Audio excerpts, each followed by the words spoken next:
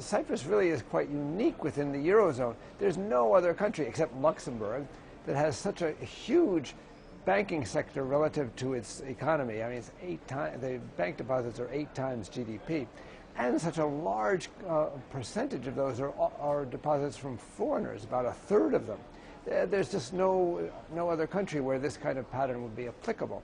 So because they needed somebody to be bailed in, the Germany wasn't going to kick in the money without somebody local kicking in the money. They had to do this to make sure the distribution was equitable, that it wasn't just the Cyprus taxpayer picking up the tab for offshore bank holders. I think they're going to raise the limit so people with 20,000 euros or less will not be affected at all.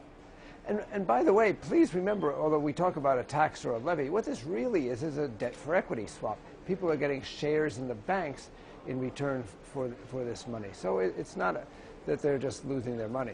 The taxpayer is going to be hit somehow. It seemed most equitable, I think, to distribute it to the depositors within the banks, and it seemed most equitable within that to hit the large depositors more than the small depositors.